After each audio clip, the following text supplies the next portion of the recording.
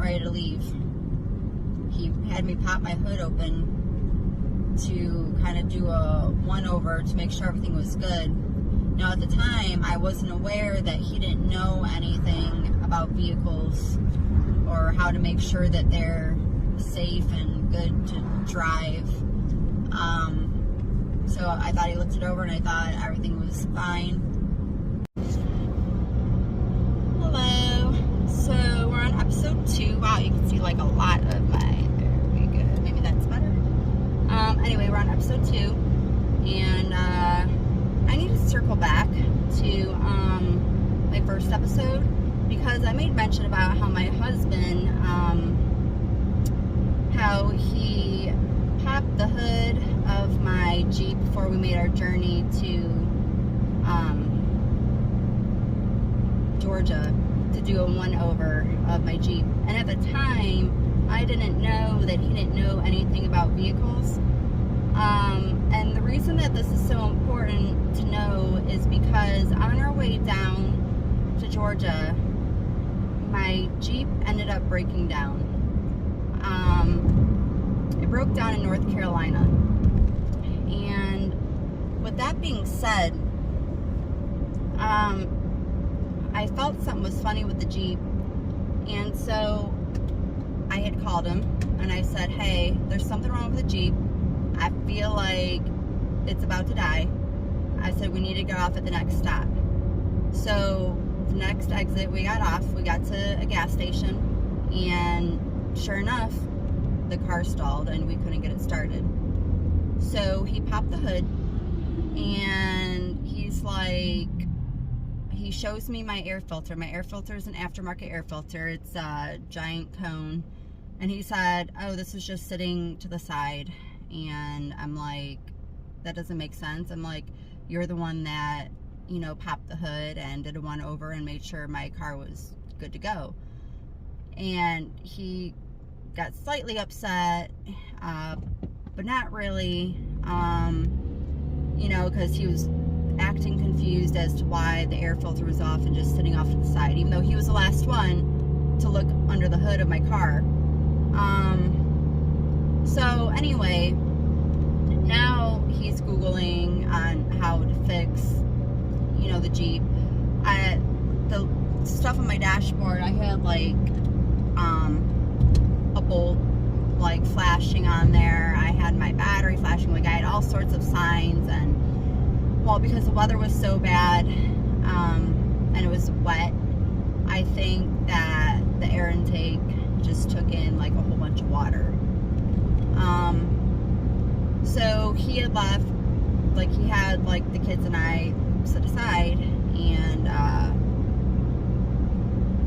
well, kids, when I say kids, I mean my son, my 2 dogs, and my ferret. He had us just wait at the gas station. He went to, he found an AutoZone, and we just, you know, hung tight and waited for him to get back. He went and, I don't even remember what he bought. He tried fixing it, didn't work.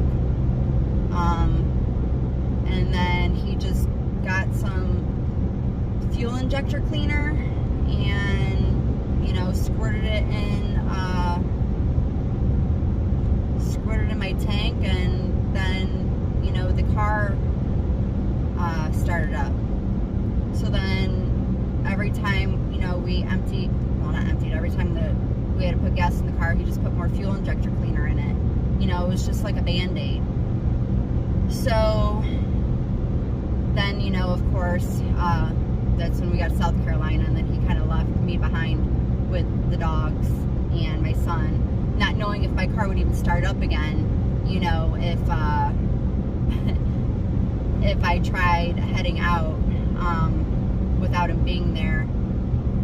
Anyway, the reason why this is so important is because now we're in Hinesville. We're in our new house, and we have no furniture. We did go to Walmart that night and purchase 2 very cheap blow-up air mattresses.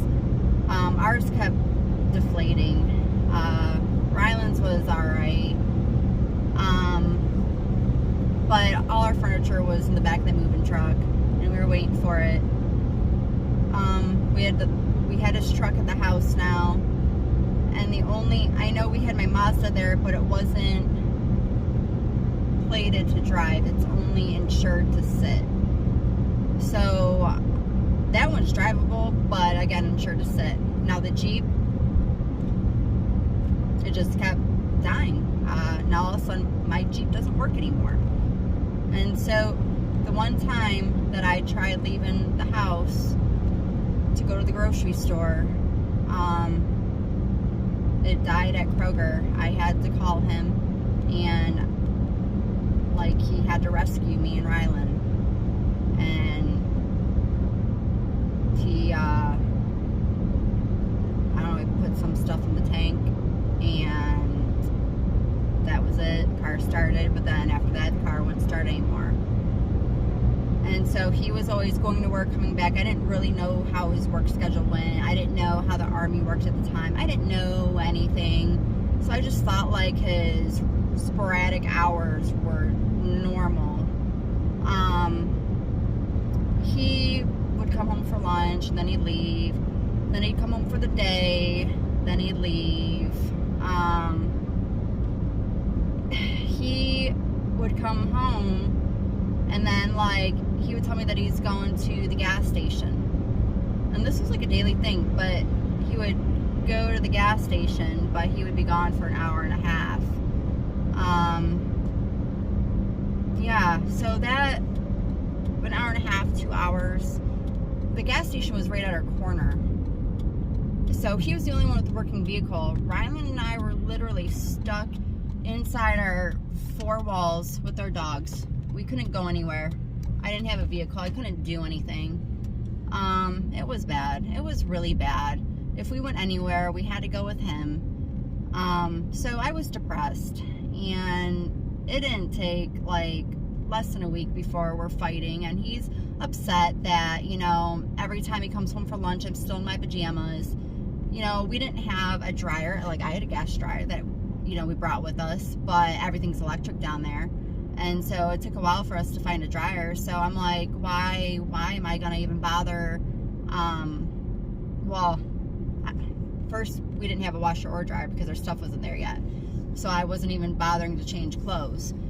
And then when we finally did get the washer and dryer, like, it didn't even matter because we couldn't dry them. And I'm like, why am I gonna bother wasting clothes when we can't even wash them in the first place? I was like, and I'm not going anywhere ever. I'm barely even going outside because our neighborhood's sketchy. Like, why? And so, like, that was it. Like, Rylan and I were trapped. So we went to Kroger one day, Rylan, I, and Billy, and we got a puppy. You know, we kind of begged Billy to let us have a puppy, and we named her Bonnie. And we didn't have Bonnie more than a few days before my dog Charlie, my jealous shepherd that I love with all my heart, she got a hold of her, and Bonnie really needed to go to the vet. Billy refused, absolutely refused to let Bonnie go to the vet. He was like, no, you know, I got to get back to work. And he was angry. He was so angry. And I said, fine, I'll take her. And he's like, how are you going to get there? I was like, I'll take the Mazda. Well, I actually got in the Jeep. It started up. I was like, sweet. He was mad that Rylan and I were taking Bonnie to the vet. The vet's an hour away, the emergency vet. We're on our way, and Jeep starts acting funny. I'm like, oh boy. And we broke down. We broke down in a city that I had never been in. And I was so scared. I was scared to call him. And I'm calling everybody but him. But everybody I know is in Michigan. They're like, what do you want us to do? You know, you're there, we're here, you know, type thing. So finally I break, and I'm like, Billy, are you awake? And he's like, yep, just waiting to see if you guys need anything. Like, he knew that I was gonna break down. I was like, well, as a matter of fact, you know, we broke down. We didn't make it to the vet. Bonnie needed surgery, so we still had to go to the vet. He's like, well, just send me your location. I'll be on my way. And so I did. I sent him our location so he could be on his way. And he came, and he immediately said something about the alternator and the battery. He's like, would you drain the battery all the way? I was like, no. And that's when I started like really like, is he sabotaging my vehicle so I can't go anywhere? And he drove us to the vet, left my car in Richmond Hill, and then yeah, he would not take me to go pick my Jeep back up. And then that's when it dawned on me that I had roadside assistance, and they tow up to 30 miles. I was under the 30-mile mark. So it was sitting there for 4 days. My Jeep was sitting there for 4 days. He told me he was going to go get it. He was going to go with friends to go get it, but he didn't. And then that's when we met the tow truck driver there to get the Jeep. We drive it all the way back, or we bring it all the way back home. They bring it off the trailer, and you know, it wasn't starting that day in the parking lot. They bring it off the trailer. Oh, and my Jeep was hit while I was sitting there, by the way, which is really odd. After they bring it off the trailer, I go inside. Billy goes, I just want to check something. And he walks outside. He comes back in and he says, the Jeep started. I was like, what?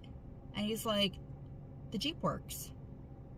And I thought that was like absolutely crazy, because we just tried it when we went to go pick it up. And now all of a sudden it's running. Well, I went out there. Guess what's sitting next to the Jeep? Wire cutters. And I asked him, Billy, why are these wire cutters sitting here?